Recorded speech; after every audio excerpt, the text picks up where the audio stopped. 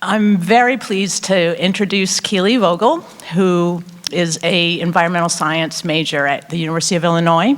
She's going to talk about her project this summer, which was looking at youth perceptions of the Mississippi River and of the water in their community. I think it's an important study. There really aren't many published studies on youth's feelings and knowledge about water in their communities, and especially urban youth. So she did a great job in the project. She did a wonderful job talking to the students. These were middle school students in the summer. You can imagine how hard it was to get them to want to have an interview. But actually, she did a great job. And I didn't actually tell you this, Kealie, but towards the end of things, they were wanting to be interviewed a second time by you. So, take it away, Kealie. Thank you, Sharon. So, like she said, I'm Kealie Vogel, and I spent my summer assessing youth perceptions of the Mississippi River and community needs for a Swarovski Waterschool. So, a little bit of background about the whole Swarovski Waterschool project. So, Swarovski, the very well-known crystal company, established this water school project in 2000. So, a big part of their crystal making process is clean water. They need clean water to make beautiful crystals. So that's a very important topic to them. So they want to help spread knowledge and access to clean water around the world. So they do this by creating these water schools, which are kind of educational programs, content type things that can be adapted to a range of educational settings all around the world. There are currently water schools in Austria on the Danube River, India on the Ganges, China on the Yangtze River, Brazil on the Amazon River, and Uganda on the Nile. And now the newest water school is going to be located right here on the Mississippi River in the USA. So an introduction to the study. So basically, I conducted a qualitative study about the children in the area's feelings, perceptions, kind of attitudes towards the Mississippi River. And the general purpose of this study was kind of that these kids are directly affected by the river, but they often don't directly come in contact with it much at all. So this kind of illustrates, so this is East St. Louis, this is the Mississippi River. So it's right on the river, but often these kids just have very little direct contact with it.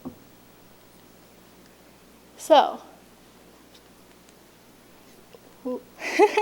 our general goal was to, again, determine their feelings, attitudes, perceptions, general just feelings towards the Mississippi River. And here are some views of the Mississippi River in the area. Here's a view of train tracks by the river. This is just kind of the river with some industrial things in the background, and this is just the river in general. So our general purpose of the study was to learn about the general attitudes that the kids had towards the river, which we're then going to use to identify areas of improvement in local water education.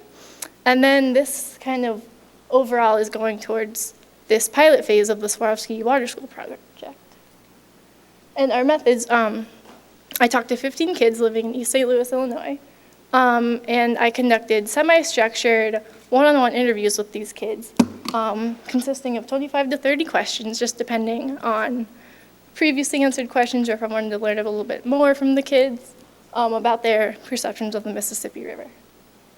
So here's some scenes from around East St. Louis. This is a school in the area. This is a bridge viewed from a park near the river. And then the location of the study was a middle school in East St. Louis. And I recorded the interviews on an audio recorder. I transcribed them word for word. And then I coded them with a grad student from Southern Illinois University, Edwardsville. Here are some more scenes around St. Louis, East St. Louis. This is the view of the arch from East St. Louis. So you can see, it's very close to St. Louis itself. They're just separated by the Mississippi River. And then this is also a view of the river with some train tracks right here, a bridge in the background.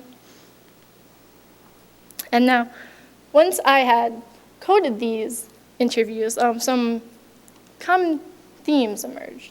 So right here we have, negative experiences with the Mississippi River. So this was kind of defined as feelings of fear, danger, worry, anxiety when the kids talked about the river. So a lot of them were afraid of falling into the river. They were afraid that the river would flood and destroy their homes, their cars. They were just generally a little bit wary of the river. There was also a need for Mississippi River education. Kids reported that they didn't really learn about the river in school. They might learn about it when something bad happens, but overall they didn't really learn about the river that much. So here are some quotes from kids in terms of the river as like a fearful place. One kid said that, "I feel that the river is not safe, mainly because of the fact that it overflows and floods when it rains." And then in terms of education, one kid said, "We don't learn much about it. Like when something bad happens, then we hear about it." And then some more themes. A lot of kids noted that the Mississippi River is kind of a resource for the area. So it's used for transportation. It's used as a source of clean water. It's used as an entertainment type thing. And so, yeah, they could identify many uses for the river, but there's also a need to kind of expand on that knowledge, help them learn more about it. Another important theme was the Mississippi River as a kind of a barrier between East St. Louis and St. Louis, or East St. Louis is like, East St. Louis and like between the whole world. Like it was a symbolic and also literal barrier between East St. Louis and other places. So, in terms of the Mississippi River's resource, one child said, "I feel like it helps us by bringing us water to our system so we could have a better life." And then in terms of the river as a border, one child said, literally, "The river is like a separation border between St. Louis and Illinois." Another important theme was lack of contact with the Mississippi River. So many of these kids, even though they live within a few miles at most of it, they really just don't interact with it. There aren't many opportunities to interact with it. They often don't have a means of getting to the river to just spend time by it. And then another theme was changes to the Mississippi River. So these kids were often concerned for the way the river might change due to climate change, or just the way that things around the river might change. So here, one child said that they interacted with the river mostly by driving over it to go to St. Louis. So they said, "Sometimes when I pass the Mississippi River, like during the weekends or during Cardinal games," things like that. And then in terms of changes to the river, one child said, "Yeah, they get at a park or a place, like an ice cream place right there," stuff like that, which kind of indicates a desire to like spend time by the river, but not get too close to it, because again, they're often kind of afraid, kind of wary of the river. So some conclusions that we drew from these themes. So in terms of negative experiences with the river, some topics that like this water school could address would be water quality, how the water is pretty safe in the area once it's been cleaned. It's fine to consume. Pollution, because some kids expressed that like they thought the river was dirty or polluted. So they could talk about what efforts are being made to clean the river. And flood processes, and how flooding is like a natural, necessary, to a degree, part of the river environment. It's not bad until it disrupts human activities. So it's not good, but there are purposes. And then in terms of needs for education, things that could be addressed in the water school include how the river's been used throughout history, how the river was formed, because a lot of kids were very interested in learning about the history of the river. Some kids asked me if I knew who built the river, which just kind of shows that there are some misconceptions about the river in general. In terms of the river as a resource, we could talk about the sanitation process, how they clean the water so that it can then be used by residents of the community. And the transportation process, how all sorts of goods are transported on barges and things down the river. And the importance of clean water and how the water in the Mississippi is clean so then people can use it for whatever they need.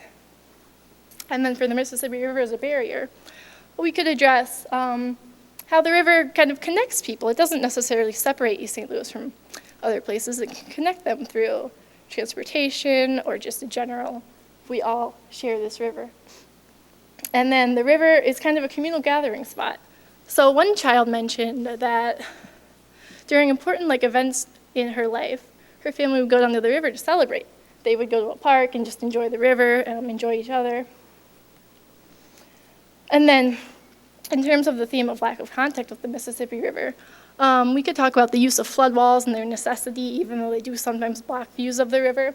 And also, field trips to the river could be utilized. So they could visit parks near the river, travel to nearby cities which have more direct access to the river.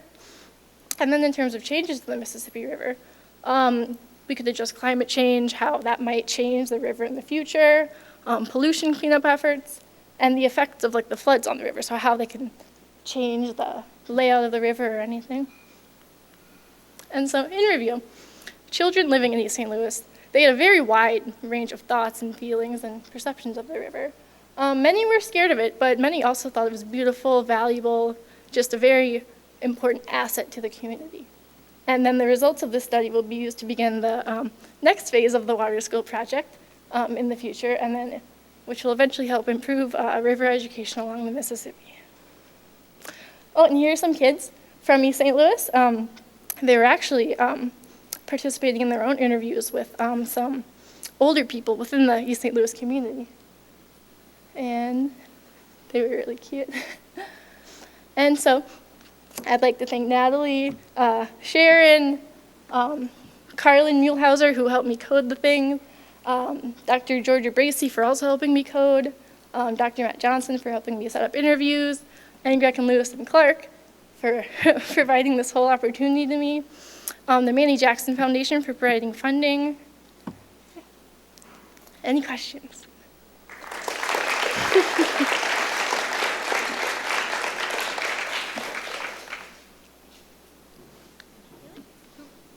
Who has our first question for Kealie?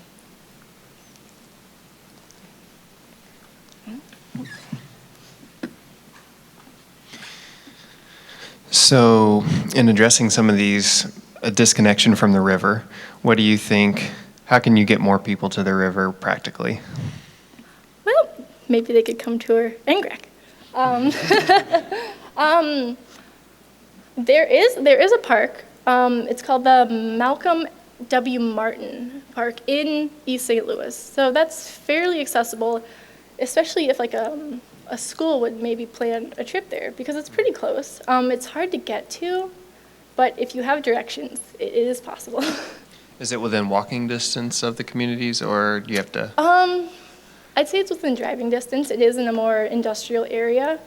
So yeah, I don't think it's incredibly close to maybe where they might be located, but within driving distance. Okay.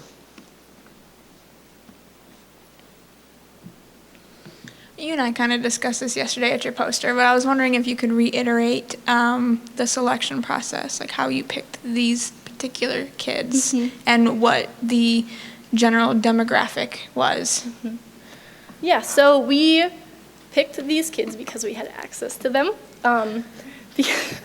We had some problems getting just permission slips formed with parents, so we decided to use some children that we already had access to through Southern Illinois University, Edwardsville.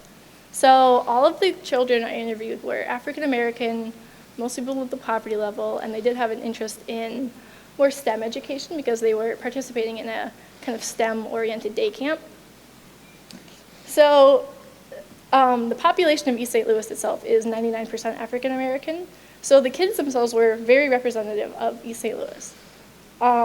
Now they weren't necessarily representative of other communities along the river where the water school might be implemented, but we have other studies. This is an ongoing study that can address those populations more. So we were pretty happy with the kids that we talked to. Do you think the fact that they were already engaged in STEM, like they had already been in contact with some STEM education, did that put any bias into your results? There could be, because a lot of kids did indicate an interest in science, technology, general STEM fields. So we're hoping with other projects that we've done, other ones that will happen, that we can spread out the interest level a bit. Thank you.